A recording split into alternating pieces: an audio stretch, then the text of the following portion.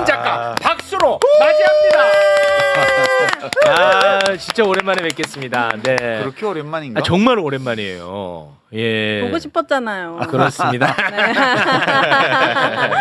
자 그리고 또 한 분이 더 나와 주셨죠. 유시민 작가의 애독자. 네. 요새 유시민 작가 덕분에 네. 책벌레가 됐어요. 어, 그 전에는 맞아요. 완전히 그냥 까막눈이었는데 예. 이제는 책 없이는 하루도 살 수 없다. 똑똑해졌어. 하루라도 책을 읽지 않으면 입안에 가시가 돋는다라는 네. 이야기를 하고 있습니다. 오윤혜님 박수로 맞이합니다. 네, 반갑습니다. 오윤혜입니다. 우리 유 작가님의 청춘의 독서에는 이런 구절이 나옵니다. 저봐. 막 술술 나와. 술술 나와 진짜야. 아주 인상 깊은 구절입니다. 네. 권력은 마주보고 있을 때보다 권력과 함께 서 있을 때 더 큰 두려움을 느낀다. 그래서 나는 행복하게 살기 위해서 권력을 멀리하기로 와. 결심했다. 야. 그래서 총리직 거절하신 거예요? 야, 그런 얘기 안 하기로 했어. 근데 진짜 되게 이 구절이 함께 서 있을 때 왜 큰 두려움을 느낄까 했는데 그 책에는 함께 권력과 서 있으면 아군들이 미친 듯이 공격하고 막 그런 삶이더라고요. 예. 그래서 굉장히 인상 깊었습니다. 아니 총리직을 거절했다 이런 건 어떤 분들이 여기 나왔을 때 얘기했나? 아니 이제 다른 데서 얘기했나? 저는 납치해서 제가 봤어요. 솔직히 말씀드리면 여기서 이제 어떤 누군가가 얘기를 했어요. 근데 저는 그런 발언이 진위험은 몰라요.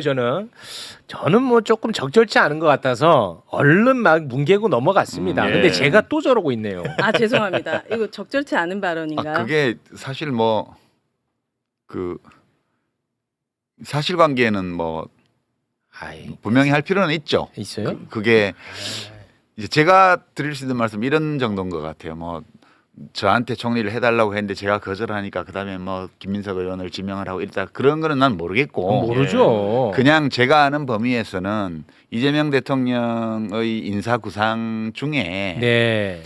총리감을 이렇게 찾는 과정에서 네. 그런 검토 대상 중에 한 명이었을 수는 있다. 그게 첫 번째고. 알겠습니다. 네. 두 번째는 이제 다시 공직을 맡을 의향이 있는지를 물어본 적은 있다. 그럼 나는 뭐 어떤 공직도 할 생각이 없음을 분명히 했다. 단호하게. 네. 그 정도만 하죠. 네. 그러니까 뭐 행복하게 살기 위해 권력을 멀리할 결심을 아니 하였다. 그런 게 아니고 행복하게 살기 위해. 아 여기 책에 그렇게 쓰셨잖아요, 작가님이. 아니 그 책 따로 말씀 따로 하시면 안 되죠. 작가님 책인데. 이거는 그 아, 근데 독자로서 실망합니다. 그거를 그 공직을 한다고 해서 꼭 불행해지는 것도 아니고 공직을 안 한다고 해서 꼭 행복한 것도 아니에요. 이거 사람마다 달라요. 사람마다 다른 거죠. 어떤 사람은 공직을 해야 행복한 사람이 있고 그건 맞습니다. 이재명 대통령 같은 분 예. 요새 얼마나 행복해 보여. 아유 이럴 거면 좀 신났어. 진작시켜 주지 맞아요. 그랬어. 난 이런 생각이 많이 들더라고. 네. 맞아요. 그리고 이제 저 같은 스타일은 그런 공직 수행에서 그것이 이제 객관적으로 볼 때 보람 있고 훌륭한 일이라 하더라도 개인적인 만족을 얻는 스타일은 아니니까 이게 나는 그렇다 그런 거지. 그렇지, 네. 그렇지. 혹시 일반론으로 아니요, 오해해서 유시민은 네. 그렇다. 유시민은 네. 그렇다는 네. 거예요. 좀 별난 놈이라서 네. 유시민은 그렇다. 그렇다. 그런 네. 정도죠. 네. 와 시작부터 아주 어려운 질문이 들어가가지고. 죄송합니다. 윤혜야, 네? 너무 고마워. 그렇지 않아도 요거 하나만 좀 여쭤보고 시작을 해볼까 합니다. 유시민 작가님과 우리 매불쇼 그동안에 함께하면서 윤석열을 이겨내는데 큰 도움을 받았단 말이에요. 그래서 그냥 오로지 그냥 개인적으로도 너무 감사하고 개인적으로도 큰 위안이 됐거든요. 근데 유시민 작가님이 정치 평론하지 않겠다. 그리고 그 민들레 칼럼을 또 쓰지 않는 것 같더라고요. 진짜요? 이게 또 어떻게 된 사연인지 제가 그게 좀 궁금해가지고요. 뭐 그럴 필요까지 있으신가 해서. 뭐 정치 비평을 안 하겠다 이런 건 아니에요. 되도록 좀 안 해야 되겠다는 마음을 먹었고. 왜 그래요? 그리고 이제 민들레 칼럼도 이제 그게 제가 하는 제일 중요한 정치 비평이었는데 그 2주에 한 번씩 이제 글이 안 써지는 거예요. 그래서 제가 이제 시민 언론 민들레에는 글이 안 써져서 못 쓰겠다고 얘기를 했어요. 아 그래요? 네, 이제 여러 이유가 있는데 제가 사실은 2016년 17년 그 박근혜 탄핵되고 나서 좀 되게 좋았어요. 그때 뭐 TV 예능 프로 같은 데 나가고 말쓸 신잡 알쓸 신잡 거. 이런 거 하고 그래서 뭐 맞아. 사람들이 저 인간 저 몹쓸 인간인 줄 알았는데 맞아. 알고 보니 괜찮네 뭐 이런 얘기 듣다가 네네. 2019년도에 조국 사태 터지면서 이제 정치 비평 형식으로 참전을 한 거죠. 그 조국 사태에 참전을 하면서 이제 활발한 정치 비평을 그때부터 해서 약 7년 가까이 그걸 했어요. 했는데 이제 제가 매불쇼는 재작년 이맘때 문과남자의 과학공부 그 책 내고 나서 나왔던 것 같아요. 한 2년쯤 전에. 그랬는데 제가 이제 그거 하면서 그 정치 비평이 때로 좀 힘든 일이거든요. 근데 제가 제일 힘들었던 거는 이게 다른 비평가들에 대해서는 정치권에서 비평가에 대해서 공격하지 않아요.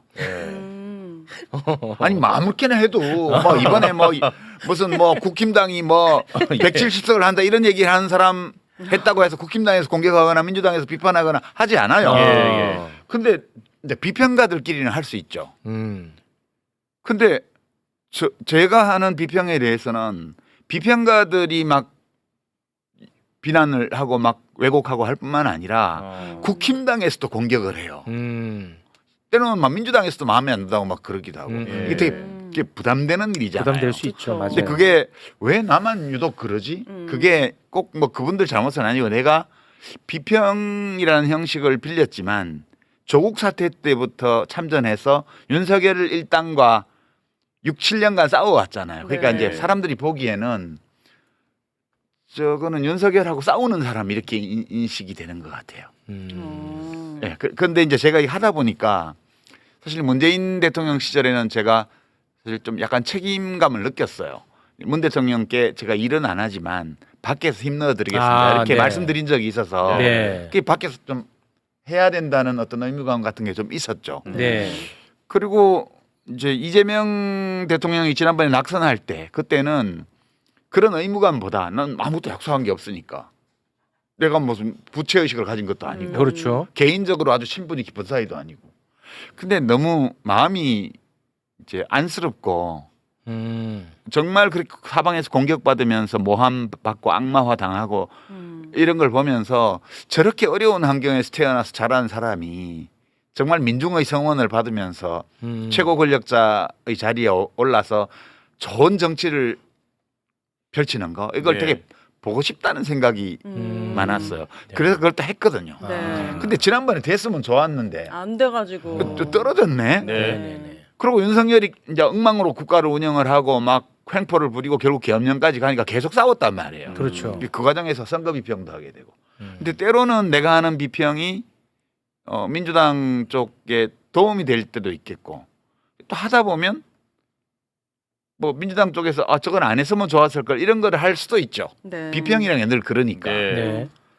그러니까 이제 도움되는 거가 있을 때는 그냥 지나가고 좀 민주당 입장에서 볼 때 저거는 좀 다르게 했으면 좋았을 걸이라든가 이렇게 되면 공격해요? 공격을 하는 게 아니라 이제 비판. 뭐 우리하고 관계 없다고 한다든가 아니면 심지어는 그러지 말라라고 한다든가 이렇게 한단 말이에요. 아니 나는 비평하는 사람인데 민주당 당원도 아니고 정치하는 사람도 아니고 그냥 비평하는 사람인데 참 힘드시네. 그러니까 이제 그게 힘드셔. 수많은 사람들이 선거 결과를 총선 결과를 예측을 했고 나도 그 중에 하나였는데 맞아. 나가 공격을 받았어요. 이번에 또 이제 대선 국면에서 또 그 김문수 씨 부인 설란영 씨 문제 때문에 어마어마하게 막판에 그랬잖아요. 그래서 제가 이거는 이제 하면 안 되겠구나 더 이상 이게 근데 그런 모르겠습니다. 생각을 많이 하게 됐죠. 아니 근데 그거는 일단은 영향력이 그만큼 있다라는 거 아닌가 하는 생각이 들어요. 물론 저는 힘들 것 같아요. 말씀을 들어보니까 참 쉽지 않으시겠다라는 생각이 드는데 저는 아무리 이야기를 해도 내 얘기를 받지 않아서 속상한 사람이거든요. 근데 이제 작가님은 이제 그만큼 영향력이 있다라는 이제 방증이죠. 그래서 이제 이재명 대통령은 대통령이 됐잖아요. 그리고 잘 하실 거예요. 저는 옛날부터 잘 하실 거라고 믿었으니까. 그리고 제가 무슨 빚을 진 거라든가 이런 게 없어요. 그냥 일방적으로 제가 이분이 대통령 되는 걸 보고 싶다. 그러면 되게 기쁠 것 같다.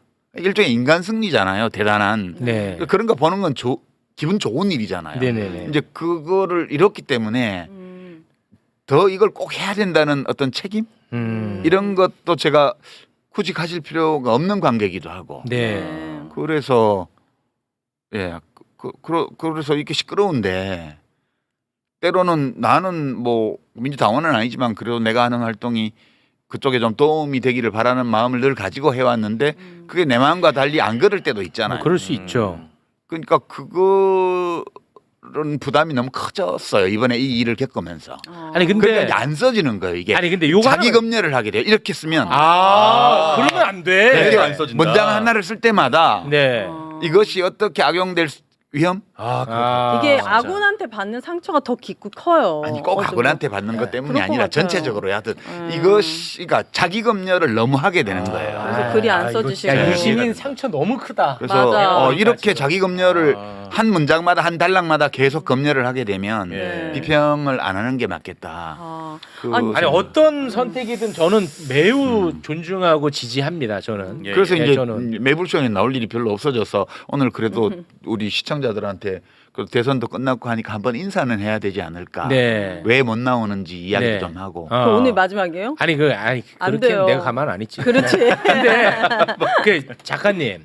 근데 사실관계는 또 우리가 따져보는 게 중요하니까 작가님으로 인해서 이번 대선 국면에서 시끄러웠던 거는 현상이었어요. 그건 맞아요. 근데 그게 예를 들어 표를 깎아먹는 행위가 됐느냐? 그 데이터가 있어요? 저는 그거랑은 전혀 별개라고 보는 입장이거든요. 그 데이터로는 입증이 안 되고. 없죠. 근데 이제 다만 비평하는 사람으로서 네. 자기 자신의 비평 행위에 대해서도 비평적으로 볼 필요는 있어요. 그건 네. 맞죠. 네. 그래서 일종의 자아 비판 같은 거를 한번 해보자면 네.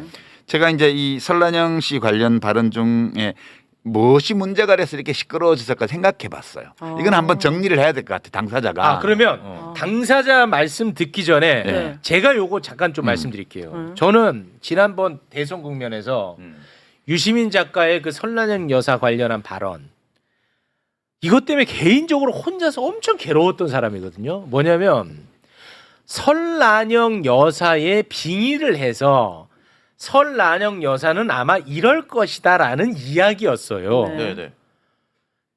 그런데 그거를 두고 언론에서 뭐 여혐이다, 무슨 뭐 엘리트주의다라고 엄청나게 때렸단 말이야. 네. 그리고 방송에 나오는 논객들도 그걸로 엄청나게 비판 많이 하더라고요. 네. 여야할 것 없이 다 했습니다. 근데 저는 그걸 거의 대부분을 다 봤습니다. 이건 제 느낌이지만 그 해당 발언을 진짜 제대로 듣고 비평한다고 느껴본 적이 없어요. 처음에 만들어진 프레임대로 그 안에서 후적되더라고. 나는 그거를 다 듣고도 그 발언이 불편할 수 있다고는 생각합니다. 그건 뭐 각자의 몫이니까. 근데 제대로 듣고 보지도 않고 언론이 만든 프레임대로만 가는 거야. 그래서 내가 그게 너무 화가 나는 거야. 있는 그대로 다 듣고 나서 비평한 거는 가능해. 근데 내가 볼 땐 그거 안 봤어. 그래서 내가 이걸 한번 하려고 했었는데 괜히 또 하면 긁어부스럼이 될까봐 또 내가 못 하겠는 거야. 네. 그게 또 내가 비겁해 보이고 혼자서 굉장히 좀 힘들었던 기억이 있어서. 그러시구나. 네. 그럼 미안해요 힘들게 해가지고. 아니야. 진짜. 근데 공교롭게도 네. 그때 그 빙의에서 했던 발언이 그러니까 추정이지 어떻게 보면 그 발언을 증명해주는 증언들이 나왔었어요 또. 네. 그래서 그런 건 별로 중요하지 아이, 않아요. 저한테 중요해요. 예. 그래서 오늘 그것만 한번 좀 듣고 갔으면 그래, 좋겠어요. 준비를 예, 해놨어요? 그거 하나만 좀 듣고 그런 가겠습니다. 것도? 그래서 네, 그래서 준비했어요? 허락해 주신다면 네. 유시민 작가의 원 발언 보고 네. 그거를 증명해 주는 발언 이렇게 두 개 연결해서 네네. 보겠습니다. 됐죠? 예. 네, 일단 그러면 유시민 작가의 그 문제가 됐던 그 발언부터 일단 한번 듣고 옵니다. 설란영 씨는 저는 이해할 수 있어요. 왜 저러는지. 그러니까 유력한 정당의 대통령 후보 배우자가 다른 유력한 후보 배우자를 공개적으로 헐뜯는 이런 말을 하는 것은 저는 처음 봐요. 설란영 씨는 그때 구로 20단인가 있던 세진전자라는 그 전자부품회사 노동조합 위원장이었어요. 그리고 이제 김문수 씨는 한일 도르코 지금 금속연맹 산하의 거기 노조위원장을 했죠. 그러니까 김문수 씨가 학출 노동자, 대학생 출신 노동자로서 찐 노동자하고 혼인한 거예요. 그러면 그 관계가 어떨지 짐작하실 수 있죠. 김문수 씨는 너무 훌륭한 사람이에요. 설란영 씨가 생각하기에는 나하고는 균형이 안 맞을 정도로 대단한 사람이에요. 원래부터. 그리고 그렇게 훌륭한 삶을 살았어요. 그 관계가 그렇게 돼 있는 거고 그런 남자와의 혼인을 통해서 내가 조금 더 고양되었고 그렇게 느낄 수 있겠죠. 자기 남편에 대해서 비판적으로 보기가 어려워요. 이런 조건에서는. 국회의원 사모님이 됐잖아. 남편을 더욱 우러러보겠죠. 경기도지사 사모님이 됐어요. 더더욱 우러러보겠죠. 대통령 후보까지 됐어요. 그러니까 자기 남편에 대해서 비판적 거리를 유지하는 게 되게 어려워요. 그래서 이제 원래 본인이 감당할 수 없는 자리에 온 거예요. 이 유력한 정당의 대통령 후보 배우자라는 자리가 이 설란영 씨의 인생에서는 거기 갈 수 없는 자리예요. 그래서 이 사람이 지금 이렇게 발이 공중에 떠 있어요. 영부인이 될 수도 있는 거예요. 그러니까 제정신이 아니다 그런 뜻이죠. 한마디로. 예. 자, 설란영 씨는 아마 이렇게 생각하고 있는 것 같다라는 발언이었습니다. 예. 자, 저는 이걸 보고 되게 이상하다, 문제가 된다라고 그때도 생각 안 했고 지금도 생각 안 하는데 네. 이걸 다 보고 야 이거는 문제가 있다 발언 이렇게 생각하는 사람도 저는 있을 수 있다고 뭐 보는 각자가 입장입니다. 생각이 다를 수 있으니까. 그렇습니다. 예. 근데 대신에 좀 보고 판단해라 하는 차원에서 요거를 이제 보여드린 거고 예. 이게 추정해서 말씀을 하신 건데 참 공교롭게도 과거에 설란영 여사와 함께 노동운동을 했던 분이 또 증언을 한 게 또 있어요. 마침 예. 그거 한번 또 듣고 오겠습니다.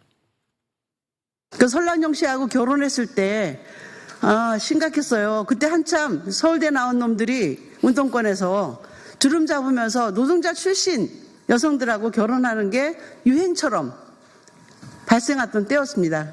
그때 노동자 출신 설란영 씨를 결혼하면서 하루는 제가 대학서점이라는 곳에 봉천사회를 갔는데 설란영 씨가 제가 굉장히 친한 친구였는데 저를 본척만 척하고 동아일보를 펼치고 보는 거예요. 그래서 이상하다고 생각했는데 그걸 보고 나더니 책꽂이에 이제 먼지를 터는 거예요. 그래서 야, 너 뭐해? 나 왔는데. 그랬더니 나 할 일 많어.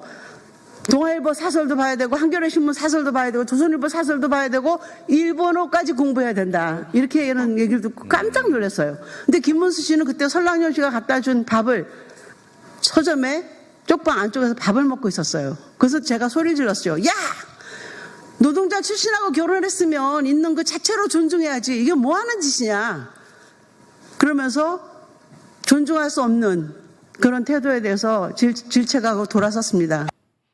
네. 유시민 작가가 빙의해서 추정한 것을 어떻게 보면 약간 좀 뒷받침해주는 증언처럼 저는 느껴졌는데 자 제가 얘기하고 싶은 건 여기까지고 이제 뭐 당사자니까요. 유시민 작가님. 굳이 저런 거를 볼 필요 없어요. 저한테는 이 중요했어요. 문제는 저한테는 중요했어. 이제 조금 전에 제 말하는 영상이 나왔는데 우선 이제 한 두 가지 문제가 있어요. 하나는 작은 문제고 하나는 이제 좀 큰 문제일 수 있는 제 발언에 첫 번째는 그 제정신이 아니다 그 표현이 있죠. 그건 좀 뭐 과할 수 있죠. 그거는 되게 이제 네. 비평하는 사람으로서 네. 좀 과한 표현이에요. 그런 네, 거는. 네. 그러니까 그런 표현 쓰면 안 되는 건데 저기 약간 그 다스베이다라는 데가 좀 캐주얼한 데여가지고 제가 그러니까 저 캐주얼한 분위기에서 나온 이 캐주얼한 발언이 어떻게 쓰일 수 있다는 생각이 안 한 거예요. 그러니까 그거는 비평하는 사람으로서 잘못이 있는 거죠. 자기 검열을 했어야 되는데 저때 좀 되게 해이한 자세로 했어요. 이제 그 이제 첫 번째 문제고 저거는 제가 이미 좀 잘못한 거라고 얘기를 한 적이 있어요. 이제 더 근본적인 문제는 이게 이제 국힘당에서 전국의 플랜카드를 저를 공격하는 플랜카드를 걸고 막 지지층 투표 동료를 하고 막 그랬습니다. 그러니까 뭐 일개 비평가의 발언을 놓고 그런 일은 유력한 없죠. 정당이 전국의 플랜카드를 며칠간 걸고 막 유세장에서 떠들고 막 뭐 종편 이런데 대담에 나와가지고 공격하고 이런 사례를 저는 듣도 보도 못했는데 그렇습니다. 그래서 유시민 찍겠다는 사람도 많이 나왔어요. 인지도 너무 올라가가지고. 아니 출마도 안 했는데. 근데 아까 제가 한 발언 중간에 보면 학출 노동자 김문수 씨가 찐 노동자 설란영 씨하고 혼인했어요. 이렇게 말을 하고 나서 네. 그 관계가 어떨지 짐작하실 수 있죠. 이렇게 말을 했어요. 그건 잘못된 말이에요. 그게 제일 큰 문제가 있는 발언인데. 그러니까 저는 대학 출신 노동운동가하고 찐 노동자가 혼인한 사례를 여러 알아요. 제가 네네. 80년대에 활동할 때 아까 또 이제 어떤 노동운동가 분이 말씀하신 것처럼 그 유행처럼 한때 해가지고 그런 커플들을 여러 알거든요. 네네. 근데 어느 커플도 김문수 설란영 커플 같지 않았어요. 그때도 이미. 예. 그 남편을 쥐고 흔드는 분도 있었고요. 네네. 예, 그 관계가 다 부부마다 달라요. 네네. 근데 제가 찐 노동자하고 대학생 출신 노동운동가가 혼인하면 관계가 불균등해진다라는 것을 아주 일반론적인 것처럼 말을 해버렸잖아요. 제가 전날 저 얘기를 한 것은 김문수 설란영 부부의 개별적 사례에 대해서 내가 정보가 많고 과거에 인연이 있기 때문에 그 사람들이 왜 그러는지를 한번 이해해 보자는 입장에서 그 구체적인 사례 하나를 얘기를 한 건데, 그러니까 설란영 김문수의 관계가 이러하다 여기에 논의를 한정해야 되는데 네. 저 발언은 이 관계를 아주 일반화할 수 있는 발언이에요. 이제 그러니까 이게 잘못 말한 거기 때문에 이걸 가지고 확대 해석하면 이제 여성 비하, 학력 차별, 그죠? 노동 비하 이렇게 확전시킬 수 있는 거예요. 그러니까 저 잘못은 저 부부의 사례를 구체적으로 설명하는데 그쳤어야 되는데 한정했어야 되는데 일반화할 수 있는 형식으로 그 얘기를 한 거예요. 일부 내용이. 작가님, 제가 뭐 너무 호의적인지 너무 편파적인지 모르겠는데 저는 저거를 이렇게 받아들여서 문제 없다고 생각했던 것 같아요. 두 사람이라면 그렇게 될 관계가 것이다. 된 거 아니겠습니까? 라고 저는 받아들였던 거예요. 그렇죠. 그렇게 받아들이면 좋은데 맥락상 그렇잖아요. 아니, 그렇게 안 받아들이고 만반의 준비를 갖춘 사람들이 널려 있는 게 이 세상이잖아요. 그러니까 비평하는 사람은 아니 그 맥락이라는 게 있잖아. 그러니까 비평하는 왜 또 굳이 사람은 그렇게 말씀하세요? 그리고 저들이 이렇게 공격하는 거는 이렇게 작가님처럼 자기 비판이 가능하고 반성할 걸 아니까 오히려 물어뜯는 거예요. 아니 그게 아니라 그래서 내가 이거 좀 길지만 다 틀은 거야. 네. 맥락이 있었잖아. 아니 맥락이. 그러니까 이제 그다음 들어봐요. 네네 알겠습니다. 근데 모든 사람이 최욱 씨나 우리 오윤혜 씨처럼 저하고 뭐 이렇게 아. 방송도 하고 이래서 되도록이면 객관적으로 해석해 주려고 노력하는 분들만 있는 세상이면 이렇게 안 돼요. 근데 곡해하고 왜곡하고 공격할 만반의 준비를 갖춘 사람들이 있잖아요. 그러니까 저는 국힘당 진영 쪽뿐만 아니라 기성 언론의 거의 모든 기자들이 싫어하는 인물이에요, 제가. 그렇잖아요. 이것도 저의 행위의 결과인데 제가 언론에 인터뷰도 안 하고 출연도 안 하고 압류도 안 하고 거의 대부분 툭하면 기성 언론 비판하고 이러잖아요. 그러니까 그분들 입장에서 보면 제가 공공의적 1호예요. 아니 그건 통쾌해야죠. 아니 그쪽 입장에서 보면. 아니 그러니까. 그리고 윤석열하고 6년 넘게 싸웠어요. 그 국힘당 쪽에서도 공공의적이에요, 자기들로서는. 그렇죠. 이제 그런 조건에 내가 있기 때문에 이런 식으로 확대 왜곡해서 정치적 공격 소재로 사용할 위험 이걸 충분히 인식하고 발언해야 되는데 제가 저렇게 공격당할 소지가 있는 발언을 한 거예요. 그게 저희 잘못이죠. 그건 예방 불가능해. 이건 여기까지고. 나는 반대. 그다음에 이제 어떤 비평가가 한 비판 중에 이런 게 있었어요. 무의식에 잠재의식에 여성 비하 학력 차별 이런 의식이 있기 때문에 저런 말을 한 거다. 이렇게 하더라고요. 그래서 제가 생각해 봤어요. 정말 그런가? 생각해 봤는데 그럴지도 모르겠다는 생각을 한 거예요. 너무 그렇게 바르려고 하지 마요. 무의식의 영역이란 건 내가 의식을 어떻게 못하는 거잖아. 당연하죠. 그러니까 이제 이 문제는 내가 이렇게 심지어는 무의식의 영역에 있을 수 있는 것까지도 의식의 영역으로 끌고 들어와서 그것을 내가 자기 검열을 해야 된다. 비평을 계속 하려면.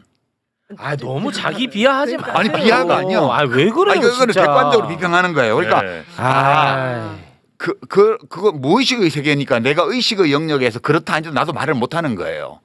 그럴 수도 있지.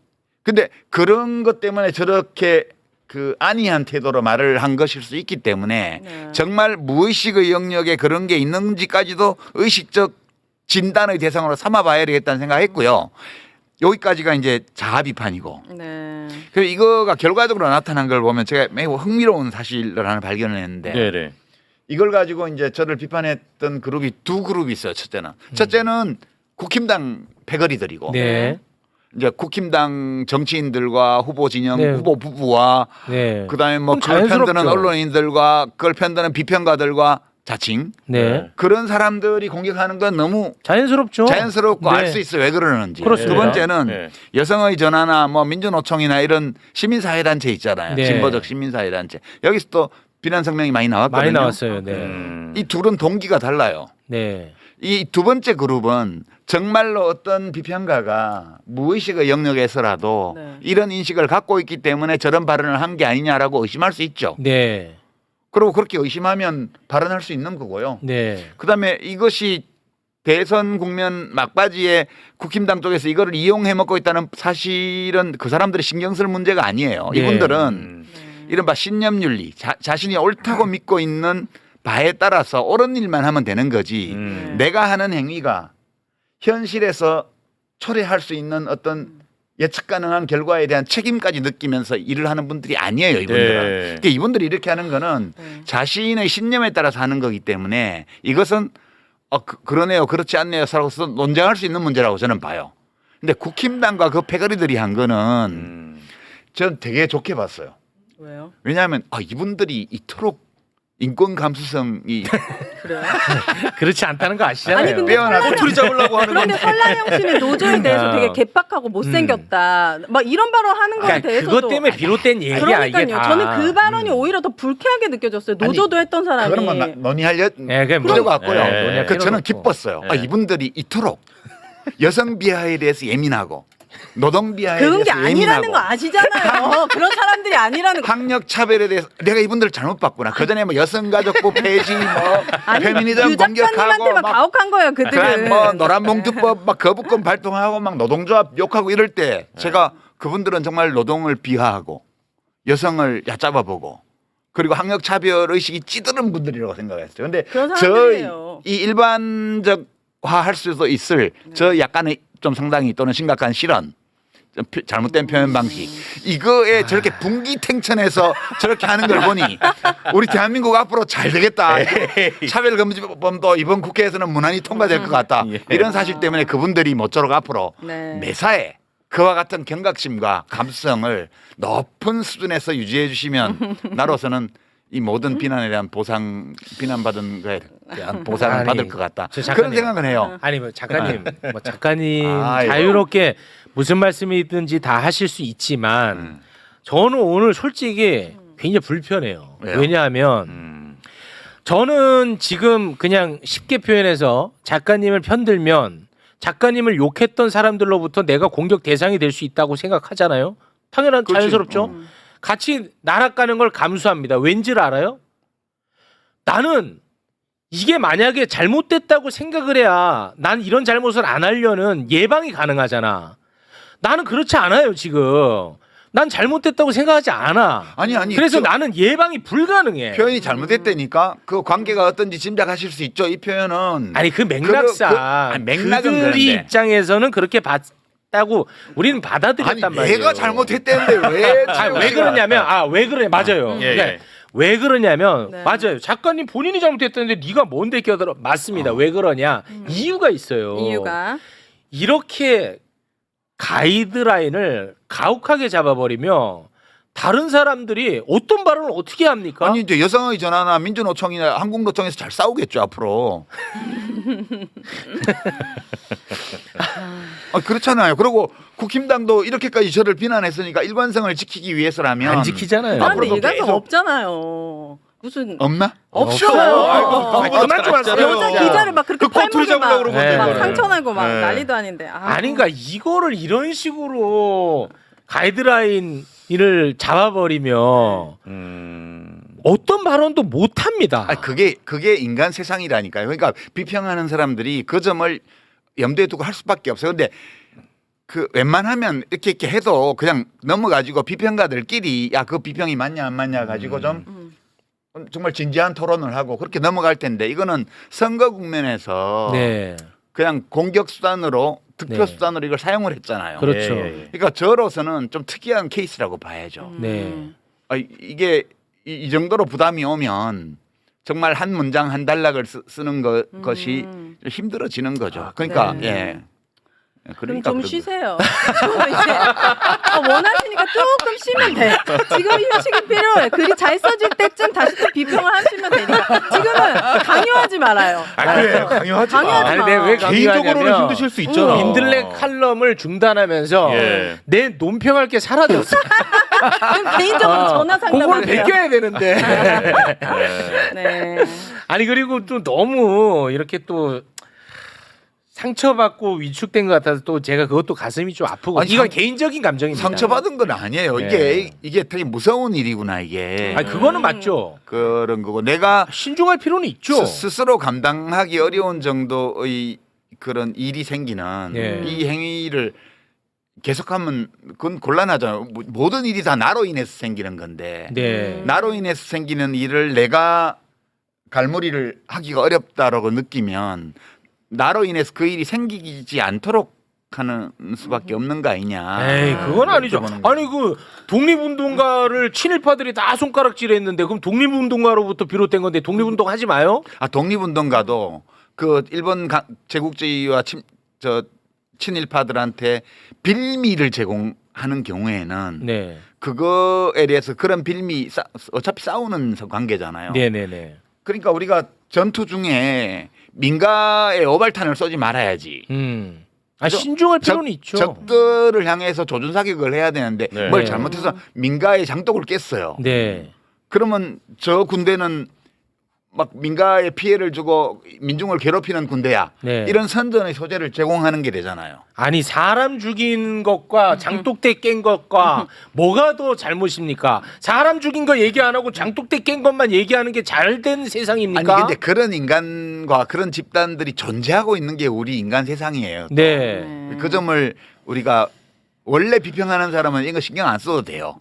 원래 비평하는 사람은 자신의 신념 윤리에만 철저하면 되거든요. 네. 근데 내가 이렇게 살다 보니까 어쩌다 보니까 이게 그냥 내가 저지르는 어떤 오류 이런 것들이를 민주당에 덮어 씌워 가지고 뭘 그렇게 할 수 덮어씌워요? 있는 세상이 되어 있더라고. 이것도 과대망상인지 모르겠는데. 과대망상이에요. 아니 작가님 네.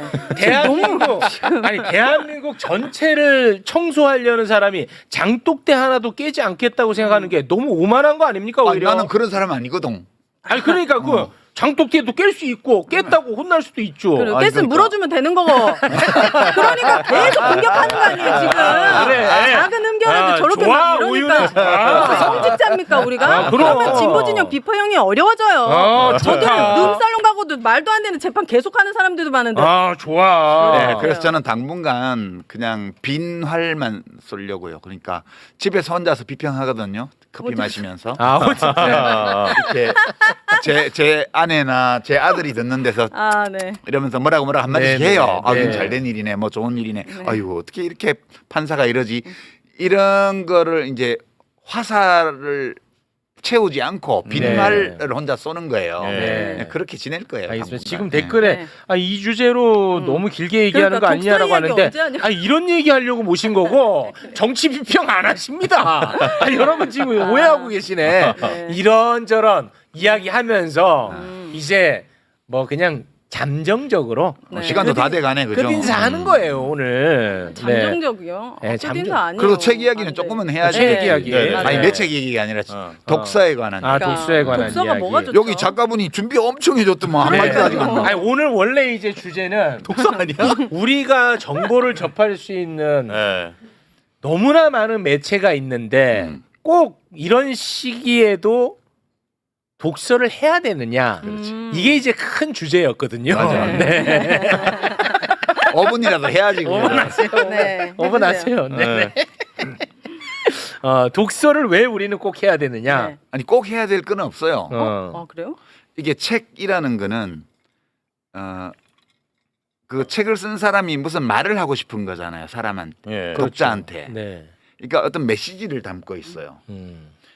근데 이 메시지를 여러 방식으로 전달할 수 있는데 그 중에 이제 오래된 형식이 책이에요. 이거 오래됐다 그래봐야 그리 오래된 건 아니고 네. 몇백 년밖에 안 됐어요. 책이라는 미디어가 생긴 것도. 그러니까 종이에 문자 텍스트를 찍어서 네. 그걸 쓴 사람이 읽는 사람에게 어떤 메시지를 전달하는 거잖아요. 그렇죠. 그러니까 이 책이라는 미디어는 문자 텍스트로 소통하는 그런 매개체에 예. 지나지 않아요. 네. 근데 문자 텍스트로만 소통할 수 있는 게 아니라 우리가 언어 중에서 문자 말고 말로도 할 수 있고요. 그렇죠. 말뿐만 아니라 영상 뭐 이런 거 음악 다 얹어가지고 말하자면 멀티미디어로 소통할 수도 있잖아요. 그렇습니다. 교감하고. 네. 그러니까 그 책이라는 것은 예전에 라디오, 텔레비전 이런 게 생기기 전까지는 책이 뉴미디어였죠. 네. 지금 책은 완전 올드 미디어가 돼 있죠. 네. 네. 그렇지만 그러니까 꼭 책을 읽어야만 제대로 된 인간이 될 수 있는 건 아니에요. 다른 미디어를 통해서도 예. 문자 텍스트 아닌 다른 방식으로도 얼마든지 지식과 정보와 감정과 생각과 이런 것들을 전달할 수 있고 받을 수 있습니다. 네. 네. 근데 책이 가지고 있는 장점은 네. 이게 올드 미디어인데도 왜 안 죽냐 하면 오로지 문자 텍스트로만 전하기 때문에 네. 이 유튜브 보는 거와는 달리 여기는 다 보여주는 심지어는 댓글까지 보면서 볼 수 있어. 네. 네. 근데 이 책이라는 이 문자 텍스트로 이루어진 미디어는 그 책을 쓴 사람하고 그 책을 읽는 나하고 둘만 교감해요 여기서. 그리고 어떤 주제, 어떤 문제에 대해서 거의 할 수 있는 이야기를 전부 다 담아놨어요. 질문 하나, 어떤 책 한 권이 한 개의 질문을 다루는 책인 경우도 많아요. 네. 그러니까 굉장히 깊게 들어가면서 문자 텍스트에 불과하지만 영상을 머릿속에 조합할 수 있어요 우리가. 때로는 필자 글쓴이의 음성 지원이 되는 것 같은 느낌이 네, 맞아요. 받기도 하고요. 네. 호흡이 맞으면. 네. 그래서 독자가 이 영상을 보는 것과 달리 많은 부분을 자기 직접 해야 돼요. 그러면서 똑같은 시간 동안 똑같은 정보를 받아도 문자 텍스트로 받는 이것이 이 두뇌 속에서 다른 활동들을 많이 하면서 이걸 봐야 맞아요. 되기 때문에 아. 영상으로 보는 것보다 더 깊게 남아요. 그럴 수 그래서 있겠네. 책이 되게 되게 어릴 좋아요. 때 이렇게 설명하면서 책 읽으라고 했으면 나도 읽었지. 무조건 읽으라고만 그게 무조건 심지어 읽으라고 하는 사람도 안 읽어. 그래갖고 내가 안 읽었잖아. 저는 어제 유시민 이렇게 작가님과 설명하니까 교감을 했거든요. 진짜 책을 읽으면서. 아. 그래서 유 작가님이 사마천 같은 작가가 됐으면 좋겠다. 어. 권력 앞에서도 비판적으로 신랄하게 역사 기록을 할 수 있는 이재명 정부 5년을 비판적이고 신랄하게 기록하는 사마천이 되라. 오윤혜 씨가 사마천을 인용하는 상황. 와 대단하다. 근데. 책이라는 미디어의 위대한 점을 우리가 지금 바로 보고 있는 거예요 현장에서. 나는 제가 말에 실수하네. 누가 사마귀를 실수한 줄 알았어. 야 사마천에 나도 놀랐어. 그러니까 깜짝 놀라. 근데 진짜 어. 많은 도움이 되고 교감이 됐습니다.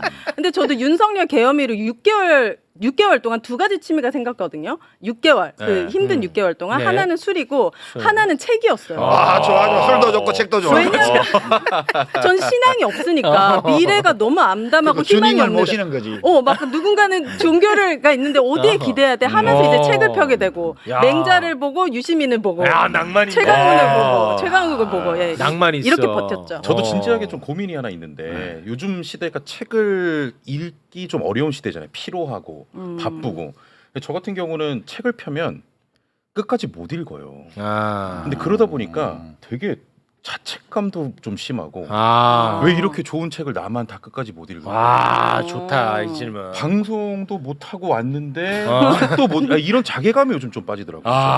끝까지 못 이러다가 읽어요. 이제 뭐 도태 되겠죠. 이 도태 아니 되는 근데 이거 좀 거예요. 진심이야. 실패한 사람 같이 느껴져. 그럴 필요는 없고요. 그러니까 그게 그 책을 끝까지 못 읽는다 이러면 끝까지 읽을 수 있는 책을 고르면 돼요. 이 세상에는 책이 너무너무 많아요. 그러니까 저도 못 읽는 책이 많다니까요. 도저히. 유시민도 못 읽는 책이 소설책 중에도 안 읽어지는 소설이 있고요. 그런 게 있어요? 철학책 중에도 저는 니체, 키에르케고르 뭐 이거 못 읽어요. 오, 그게 안 들어와요? 안 들어와요. 이야, 이거는 큰 위로 이따가 된다. 아이씨, 뭔 소리 하는 거야? 뭐 이런 막 집어던져요. 야, 그렇게 있어. 요거 좀 위로 힐링이다. 똑같네. 힐링이야. 그건 독자의 책임이 아니고 저자의 책임이구나. 아, 저자의 책임이야. 아니면 독자와 저자가 서로 안 맞아. 사맞지 네. 않았어요. 궁합이 안 궁합이 안 맞구나. 좋아. 궁합이 아. 왜냐면 훌륭한 객관적으로 볼 때 아주 좋은 남자고 객관적으로 볼 때 아주 괜찮은 여자인데 네. 둘이 이혼하는 경우 있잖아. 아, 맞아요. 아, 그렇지. 그 남자가 이상한 건 아니거든. 그렇지. 네. 궁합이 안 맞는 아, 거지. 궁합이 안 맞는 그 중에 하나가 이상할 수도 있지만 아. 둘 다 이상하지 않은데 그냥 궁합이 안 맞는 걸 수도 있어. 아, 좋다, 좋아. 그 책하고 독자도 저자하고 독자도 궁합이 맞는 저자 독자가 있어요. 그러니까 내가 끝까지 책을 못 읽겠다면 이건 그 썸만 타자가 많은 여자 같은 또는 남자 같은 존재일 수 있는 거지. 알아면 알아갈수록 좋아져야 되는데 만나면 만날수록 모르겠어. 그러면 진도가 안 나가지겠죠. 아니, 그러면 작가님은 책을 선택할 때 나의 궁금증이 하나가 생겼어. 이 궁금증을 채워줄 수 있는 책을 선택하시나요? 아니면은 보다가 궁금함이 생겨서 거기에 들어가는 거예요? 어떻게 선택합니까, 책을? 그때 달라요. 그것도 저는 달라요? 책의 세계는 거의 무한대로 넓기 때문에 누구도 이 세계를 전체적으로 조망하면서 내가 지금 이 책을 볼 때야라고 하기 어려워요. 그러니까 보통은 자기가 종사하는 업과 관련된 전문 분야 네. 이런 데들은 꿰고 있죠. 이쪽에 뭐 문학비평가 같으면 문학평론가 같으면 원래 이번 달에 나온 소설이 주목할 게 뭐 있나 이렇게 보게 되겠죠. 네. 그렇지만 그냥 독자 입장에서 보면은 세상에 너무 많은 책이 있어요. 그래서 저도 그냥 되는 대로 봐요. 어떨 때는 뭐 미디어에 나온 책, 이거 재밌겠는데 생각이 들어서 보기도 하고, 어떨 때는 서점에 우연히 들렸다가 보기도 하고, 어떨 때는 뭐가 궁금해서 검색해보고 이런 책이 있구나 해서 보기도 하고요. 그래요? 이게 또 사람마다 달라요. 책 찾는 방식이. 저는 그냥 어차피 책의 세계는 내가 다 모르니까. 네. 그 우리 인생은 짧으니까. 그리고 나는 막 어느 한 골짜기에 깊이 잠수해 들어가서 거기를 막 정밀 탐사하는 이런 스타일의 인생을 사는 사람은 아니고 그냥 나룻배에 들러가지고 바람 좋네, 풍경 좋네 이러면서 저기 괜찮은데? 붕어 있겠는데? 그러면 이제 낚싯대 들이고 이렇게 사는 사람이어서 그래요? 책 고르는 것도 대충 그렇게 골라요. 그런 거는 괜찮아요. 저는 분명히 이 책을 다 읽었는데 한 달 뒤에 보면 너무 새로워. 영화도 마찬가지거든요. 영화 그렇습니다. 그러니까 이 책이 그냥 어떤 무의식 쪽에 자리 잡고 있는 거야? 아니면 다 기억을 해내야 하는 거예요? 다 기억 못해요 어차피. 진짜 아예 나는 새롭더라고. 책을 다시 볼 때마다. 그러니까 책을 한 거는 한번 일독을 하면 그중에 극히 일부만 머릿속에 저장이 되죠. 나머지는 어떤 분들은 무의식의 영역으로 간다고 그러고 어떤 분들은 그냥 망각하는 거라고 그러는데 제 느낌에는 어떤 부분 상당한 양은 그냥 망각하는 거고요. 네. 우리 뇌에서 모든 정보를 저장할 수 없기 때문에 그냥 시간 지나면서 많은 부분 없애버리는 거예요. 네. 또 일부만 남게 돼요. 그것도 괜찮아요. 그리고 이제 자기가 그 책을 보면 내 이 책 읽었는데 하고 기억을 잠시 떠올려 보면 몇 가지 기억이 나겠죠. 네. 근데 그거는 다 사라지고 몇 개만 우리가 이해할 수 없는 어떤 메커니즘을 통해서 내 머리에 남은 거예요. 그 다시 책을 펼쳐보잖아. 이 책이 이런 책이었어. 너무 새로워. 그런 면도 있고요. 또는 내가 독서하는 능력이 더 자랐기 때문에 처음에 읽었을 때는 안 보이던 게 그렇구나. 그럴 수 있어. 이게 보이는 거예요. 근데 북한산, 설악산 올라간다. 그러면 체력이 약한 사람은 정말 땅바닥만 보고 막 맞아. 숨 헐떡거리면서 사탕 먹으면서 올라가잖아요. 네. 아무것도 안 보여요. 자기 발 앞에 말고는. 네. 근데 체력이 엄청 산을 자주 다녀가지고 이제 체력이 엄청 좋아졌잖아요. 그러면 쉽게 올라가면서 여유롭게 옆 골짜기도 보고 옆 보고, 봉우리도 나무도 보고 하늘도 보고 구름도 보고 지나가는 사람도 보고 어디 주막집도 보고 이렇게 되는 거거든요. 맞아. 보이는 게 달랐던 이 거예요. 성장한 그럼요. 만큼 달리 보여. 그렇죠. 우리 오윤혜 씨도 네. 10년 전에 나를 그냥 쓰레기 보듯이 하더라고. 그때는 그때, 쓰레기였잖아요.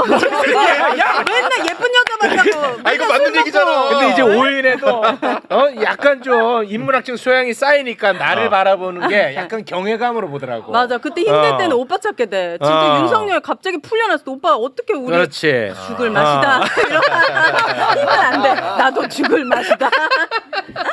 약간 그러면 우리 작가님은 이 독서하는 그 행위 있잖아요. 그 느낌 행위 이 자체를 또 사랑하시죠? 그렇죠. 그 자체를. 그 왜 그러냐면 제가 사실 이번 주 금요일에 그 라이브 방송이 하나 있는데 네. 노무현 재단하고 그 인문사회 교양서적 출판하는 출판인들하고 콜라보 해가지고 사람 사는 세상 책문화제라는 걸 금토일 사흘간 해요. 노무현 시민센터에서. 네. 근데 이제 뭐 강연 뭐 같이 하는 토론, 북토크 뭐 이런 거 있는데 그 중에 하나가 네. 알레오 북스를 거기다 하나 붙여가지고 라이브를 해요. 네. 공개 방송으로. 네네네. 근데 제가 이제 책 읽는 거 관련해서 최근에 경험이 다시 만날 세계라고 해가지고 네. 그 이번 탄핵 계엄 극복 과정에서 그 시위에 참여했던 네. 주로 젊은 여성분들 필자들 한 10분 정도가 아. 짧은 글들을 써서 모은 책이 있었어요. 그거를 네. 알리오 북스에서 한 2, 3주 전에 다뤘거든요. 네.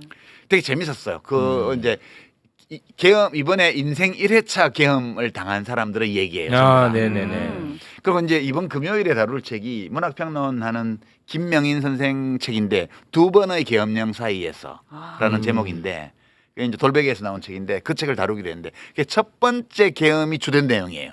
이분의 인생 1회차 계엄. 1979년 80년. 그 계엄 때 이분이 당했던 일들에 대해서 이제 회성록이라 그래서 성찰적으로 그때 일들을 돌아보는. 그러니까 저희는 같은 공간에서 활동했던 사람에게 재미있게 읽었죠. 제가 그 두 책을 보면서 책이라는 게 진짜 대단하구나. 그러니까 이 다시 만날 세계라는 이번에 인생 1회차 계엄을 맞았던 그런 여성 시민들이 네네. 쓴 책을 우리 연배에서 보면 네. 되게 새로워요. 어. 이 사람도 이랬구나. 어. 왜냐면 우리는 일단 우리 2회차들은 일단 도망가고 보는데 얼마나 무서운지 일단 무서워서 아니까. 뭐 국회 부의장 이하경 의원 같은 경우에 그 뉴스 보자마자 강아지 안고 굶어 죽을까봐 집에 다시는 못 돌아올 수 있으니까 강아지 안고 정처도 안 정하고 핸드폰 끄고 막 걸어가는 도중에 그 사모님 전화기로 민주당 원내에서 연락이 와갖고 빨리 국회로 오라고. 그 이분은 국회에는 당연히 봉쇄됐을 거라고 생각을 하고 국회 가면 죽는다고 생각한 거지. 이게 인생 2회차, 3회차 계엄을 겪은 사람들이 반응이에요. 그러니까 이제 지금 이번에 인생 1회차 계엄을 맛본 분들은 지금 이번 계엄이 인생 2회차이거나 3회차, 4회차였던 사람들이 과거의 계엄 상황 때 어떤 일을 겪었는지를 보면 되게 신기할 거예요. 이 두 번의 계엄령 사이에서라는 이 책은 이번 계엄이 실제적으로 인생 2회차 계엄인 어떤 문학평론가의 그 자기가 겪었던 첫 번째 인생 1회차 계엄에 관한 얘기예요. 근데 이거를 지금 젊은 2030들이 이걸 본다면 조금 이 세대를 하게 될 거예요. 왜 응원봉 시위를 보면서 집회를 보면서 저 아재들이 막 감격의 눈물을 흘리고 이게 도대체 왜 저러지? 그렇게 놀라운. 약간 홍사훈 기자 같은 분. 뭐 계속 울더라고 그분은. 울잖아. 네. 그게 너무너무 달라요. 그러니까 우리 세대는 우리가 경험했던 1회차 계엄 당시의 상황과 이번 2회차 계엄이 너무 다른 거예요. 이건 완전 신세계예요. 지금 2회차 계엄에서 겪은 거는. 그러니까 이 세대가 서로 다른 세대가 각자의 경험이 다르기 때문에 상대방을 잘 이해하지 못하고 있다가 이 책에서 자신이 겪은 경험에 대한 이야기를 깊이 있게 하잖아요. 그러니까 이걸 읽어보면 간접 경험이 되는 거죠. 그러니까 내가 겪은 경험과 40년 전, 50년 전에 겪었던 경험. 그 세대를 이해하는 징검다리가 돼줄 수 있어요. 그런 경험들이 이 책은 되게 궁합이 잘 맞는 짝이야, 두 권이. 다시 만날 세계라는 이 책과 두 번의 계엄령 사이에서라는 이 책은 서로 궁합이 잘 맞는 책이에요. 그러니까 이런 경험, 이게 소통이라는 게 결국은 그냥 한두 마디 말로는 다 전할 수 없는 이 계엄에 대한 그 어떤 경험 이런 것들이 간접 경험으로 서로 공유되는 거죠. 그래서 제가 이 김명인 선생의 책에 대해서 부제를 붙인다면이라고 하고 이제 우리 제작진한테 이런 부제 생각해 보라고 그랬어요. 다시 만날 뻔했던 세계. 되게 너무 끔찍해요. 그러네요. 네. 근데 확실히 우리 작가님은 책 얘기할 때가 제일 행복해 보이네. 그러니까 마치 반짝반짝. 내가 여자 얘기할 때 그 표정이. 진짜 손짓, 눈빛, 반짝반짝 표정 이 하시죠. 모든 행복해 게 보이신다. 진짜 내가 여자 얘기할 때랑 너무 흡사해서 나 혼자서 막 키득거렸어. 맞을 것 같아요. 너무 좋아하시네. 그랬어요? 예. 좀 너무 나와서 좋아하시네 책 진짜. 얘기라도 자주 해주세요. 비평 안 하셔도 되니까. 그러니까 좋잖아요 네. 이렇게 인문학적인 그치. 이야기. 아니 책을 한 권을 읽어도 근데 재밌게 하고 막 행복하게 읽어야 되는데 요즘은 너 한 달에 몇 권 읽어. 독서량에 너무 집착하니까. 에이 그런 거는. 거기 아니면 내가 무식한 사람이 되는 것 같더라고요. 요즘은. 아니 너는 무식하고. 그거는 맞고. 그건 맞아. 그건 그렇다고 맞아. 무슨 네. 몇 권으로 이렇게 접근해 오는 무식하면 애들도. 어때요? 뭐 사회에 피해 주는 거 아니 없잖아요. 근데 실제로 요즘 어. 독서량에 집착하는 친구들 많아요. 아유 그런 건 의미 없고. 아, 네. 그러니까 그러니까 독서량에 집착하는 거는 제 생각에 물론 책을 많이 읽으면 좋긴 해요. 마치 하루 세 끼 맛있는 걸 계속 먹으면 좋은 것처럼. 예. 오. 근데 하루 세 끼 계속 맛있는 걸 먹는다는 걸 자랑하는 건 되게 촌스러운 일이라고. 그게 아니고 내가 밥을 한 끼 먹더라도 여러 가지 생각을 해서 내가 먹고 싶은 걸 찾아서 먹고 싶은 방식으로 예. 함께 먹고 싶은 사람하고 먹는 거. 이런 게 되게 우리 인생에서 기쁨이잖아요. 맞아요. 책도 똑같아요. 책도 많이 읽으면 좋긴 하지만 네. 많이 읽는 것이 선은 아니죠. 그렇죠.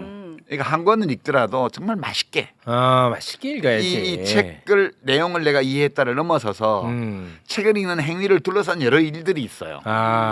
그런 것들을 함께 생각하면서 느끼면서 이렇게 책을 읽으면 네. 읽고 나서 다 잊어버려도 돼요. 어차피 잊어버리는 건데 예.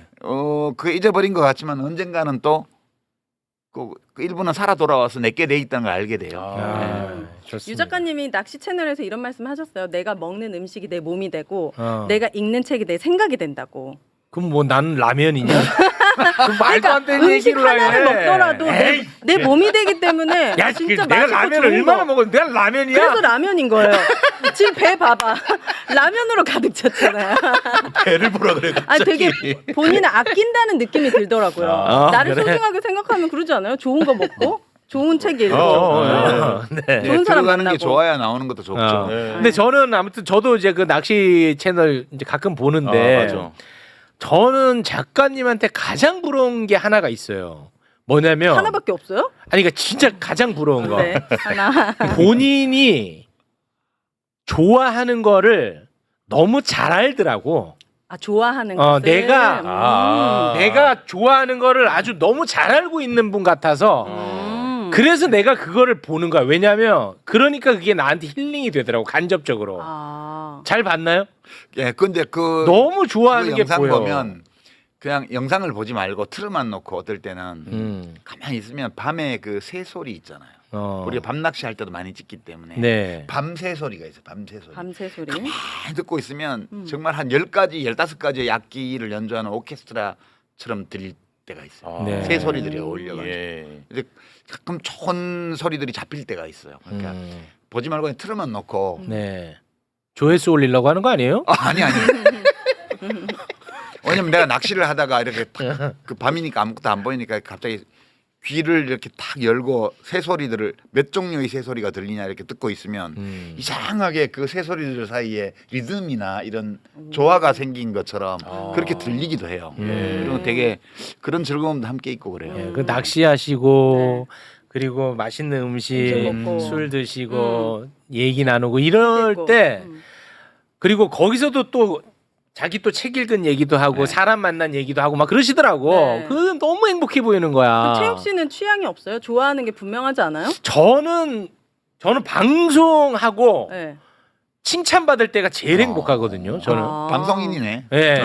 저는 그게 근데 그게 길지가 않아. 왜냐면 얘네들이 오늘 잠깐 칭찬했다가 바로 욕하거든. 5분마다 바뀌니까 그게 방송의 아, 습성이지 돌아버리겠어요, 뭐. 제가. 그러니까 책은 그것보다는 좀 오래 가더라. 아 이거에 관련돼서 유 작가님 책에서 진짜 멋진 말이 있었는데 내가 내 자신을 칭찬하지 않고 타인의 칭찬에 휘둘리면 타인이 나를 나락을 보낼 수가 있다고 했어요. 그래서 내가 나를 칭찬하는 게 되게 중요하다고 했어요. 그래. 뭐야? 이 책 좀 읽어봐 청춘에. 아, 인용 많이 스스로 하네. 자기 스스로 자신을 귀하게 해야 맞아요. 남이 나를 귀하게 봐요. 다시 천하게 만들지 못한다는 오. 거예요. 그 남이 나를 귀하게 만들면 남이 나를 천하게 만들 수 있다. 다시. 맞아 이 말이에요. 멋지죠. 이 맹자 말씀인데. 맹자요. 제가 맹자 씨 좋아해요.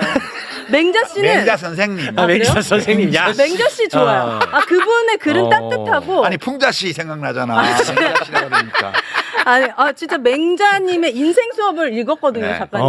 되게 따뜻하고 이분이 측은지심이 있는 보수주의자라고 하셨거든요, 유 작가님이. 근데 확실히 읽으면 되게 따뜻해. 따뜻해. 위로받아. 야, 오윤혜. 정은아 왜 이렇게 똑똑해 진짜. 야, 오윤혜 좋은데. 다 개몽된 겁니다, 윤석열로 인해서. 네. 윤석열 효과죠. 네. 왜냐하면 책을 한 권밖에 읽은 책이 알려져 있지 않은 권력자가 내란을 저질러서 지금 저렇게 됐잖아요. 그러니까 우리는 그 반대로 가야 되지. 많은 책을 읽은 시민이 돼야 되겠죠. 맞아. 그 말 알겠습니다. 진짜 이게 무식하다는 게 저는 위험하다는 건 진짜 윤석열 중에서 나는 솔직히 뭐 무식한 걸로 막 뭐라고 하는 것에 대해서는 좀 불편함이 있었던 사람이에요. 근데 무식함이 정말 위험한 거구나 하는 그럼요. 거를 윤석열을 통해서 많이 깨달았습니다. 그냥 무식한 게 아니고요. 내가 매불쇼에서 몇 번 얘기했잖아. 학습 능력이 없다. 학습 능력이 그때 없는 거. 최욱 씨가 정리를 해서 무식하다는 것은 현재의 상태를 말하는 거고 학습 능력이 없다는 것은 미래에도 그 상태라는 것을 알려주는 거죠. 그렇게 정리를 했어요. 그때. 그걸 제가 한 거예요? 예. 오. 또 칭찬 좋아한다 또. 휘둘리지 말라고. 요거는 이틀은 가겠는데. 좋은데. 그래서 내가 최욱 씨가 그냥 그 유력한 방송인 그 저널리스트로 인정받는 건 아니다라고 얘기를 했죠. 고맙습니다. 제 이야기를 또 우리 유시민 작가가 인용을 하니까 더 있어 보이는데. 그러니까. 얘네가 제 거를 가끔 갖다가 인용하는데 네. 쓰레기로 만들어요. 진짜. 그러니까. 네, 누가 인용하는지도 중요합니다. 네, 그렇습니다. 네, 고맙습니다. 오늘 저는 개인적으로 정치 이야기 할 때보다 더 좋았던 것 맞아. 같아요. 저는. 더 위로가 되고. 네, 너무 좋았는데 가끔 뭐 이 정도 이야기는 하실 수 있지 않겠습니까? 이건 별로 뭐 할 그리고 제가 솔직히 오늘 작가님한테 정말 매우 개인적으로 궁금한 질문을 많이 준비해 왔어요. 그래요? 예. 해봐요. 근데 가야 될 시간. 근데 오늘 앞에 작가님하고 이야기를 하면서 엄청 많이 해소됐어요. 그래요? 예. 그렇구나. 체육 해소 방송이야 뭐야? 아니 네. 그러니까 내가 지금 정말 고민하고 있고 힘들어했던 것들을 진짜 오늘 질문을 많이 해왔는데 야 유시민도 저렇게 고민하면서 사는구나. 다 그런 식으로 조금씩 맞춰가면서 사는 거구나. 맞아. 하는 거를 내가 너무 많이 배우고 죄송하지만 또 위로도 많이 받았어요. 유시민 귀한 줄 알아야 돼요. 모르는 사람 없어. 체육 귀한 줄 알아야 되고. 모르는 사람 맞아. 없어. 최영진 귀한 줄 알아야 돼요. 네. 야 유시민도 본인 삶 안에서 저렇게 고민 많이 하고 상처받고 네. 평소에는 고민 안 하는 사람으로 보였어요? 아니 그러니까 뭐냐면 자기의 해답을 자기가 탁탁 갖고 있다고 생각했죠. 맞아. 예, 그래서 이제 저도 오늘 정말 많이 준비해 왔어요. 되게 구체적인 질문들을.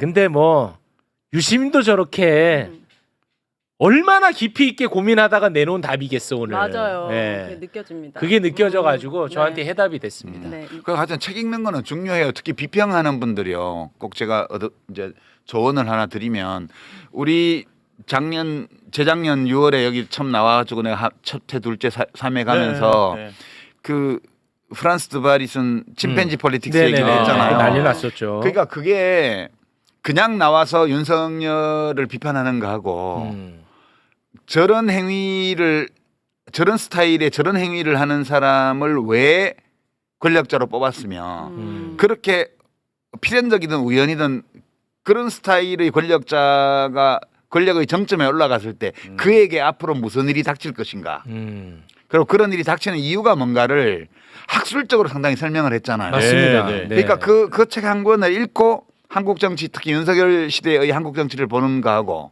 그런 이론적인 기초 없이 그냥 인상 비평으로 자기 기분 따라 비평하는 거하고 아주 달라요. 정말 다르죠. 그러니까 제가 이제 오늘 나온 김에 이제 많은 젊은 비평가들이 지금 활동하고 있습니다. 종편에 워낙 프로그램도 많고 하기 때문에 뭐 공중파도 일부 그런 거 하는 거 있고 제가 아쉬움을 늘 느끼는 건데 그냥 언론에 이미 보도된 거 남이 한 말 이런 것도 필요하면 인용하고 다 써야 되지만 자기가 본인이 공부를 해야 돼요. 맞아요. 그러니까 공부를 안 하니까 거의 매일 나와서 비평하는데 한 2시간씩 아무 타격감이 없잖아. 맞아. 와 진짜 맞아. 그러니까 내가 나가서 비평을 하는데 어떤 타격감도 없다는 거. 누구도 내 말을 귀 기울여 듣지 않다는 거. 아무 반향이 없다는 거는 내가 하는 말이 내가 하는 비평이 별로 쓸데없다는 뜻이에요. 쌀로 그렇지. 밥 짓는 얘기. 그러니까 좀 발전하기 바랍니다. 아, 그러니까 맞는 말씀. 공부를 하고 진짜 맞아. 예, 뭐 하나라도 이 공론장에서 어떤 우리가 지금 다루고 있는 문제의 표면과 이면 이 모든 것들을 조명해 보는데 네. 참고가 될 만한 뭐 하나라도 내가 가지고 간다. 아, 진짜 이 맞아. 생각을 하면서 비평들을 좀 해줬으면 네. 시청자로서 맨날 종종 보는데 너무 맞는 말씀. 러닝머신 위에서 타면서도 보고 뭐 그거 저 장애인 자막 방송 해놓고 이제 소리 안 나게 해서 다 맞아요. 보잖아. 근데 너무 깝깝한 거예요. 대한민국 네. 공론장의 앞날이 캄캄하다 정말 이런 수준이면. 예. 그래도 저는 예. 좀 희망을 보는 게 저는 유시민 작가랑 뭐 내가 개인적 인연이 있어 뭐 내가 아무것도 없습니다. 근데 제가 유시민 작가를 좋아하는 것은 그동안에 내가 못 봤던 것들을 얘기해주고 그리고 내가 정리 안 한 거를 말씀해주고 그래서 내가 좋아하는 거거든. 네. 굉장히 유시민만 할 수 있는 부분이니까. 근데 그거를 방송을 보시는 분들 그리고 대한민국 시민들도 그걸 안다는 거야. 당연하죠. 그 유시민이 나오면 아 내가 뭐 조회수 또 조회수지. 조회수가 말을 하지. 아니, 그러니까 내가 그 얘기를 하자는 게 아니고 예. 그만큼 또 사람들이 많이 본다는 거는 나랑 같은 생각을 갖고 있다는 거죠. 당연하죠. 그렇지. 그건 그 당연하죠. 희망이 있는 거죠. 음. 별 얘기 아닌 거 아무짝에 쓸모없는 이야기는 들으려고 하지 않더라 시민들. 그걸 안다 판단한다. 그러니까요. 그 희망의 포인트죠. 예. 맞아요. 그러니까 그거에 부응을 해줘야죠. 젊은 비평가들. 그러니까 이제 나오셔야겠죠. 작가님이 해주시면 됩니다. 아니 나는 이제 젊은이들에게 자꾸 기회가 가 있죠. 아직 기회를 더 받을 잘하게. 준비가 안 된 예, 것 같고. 알겠습니다. 아, 그 얘기 하려고 빌드업을 했구나. 길었네. 빌드업이 길었어. 아니, 자주 나오셔야죠. 아, 그래도. 매끄럽지 못해가지고 눈치챘어. 네. 큰일 났네. 너무 늦어갖고 어떡하죠? 예, 이제 가야지 빨리 예, 가야지. 죄송합니다. 네. 자, 오늘은 여기서 마무리 짓고요. 뭐 정치 비평 꼭 아니더라도 뭐 이런 얘기 네, 인문학 코너 아, 없으면 인문학 개설해 주세요. 가끔 좀 저희와 함께 예. 해주시면 좋을 것 같다는 생각이 듭니다. 유시민 작가님 그리고 오윤혜 씨 두 분 대단히 고맙습니다. 감사합니다. 아.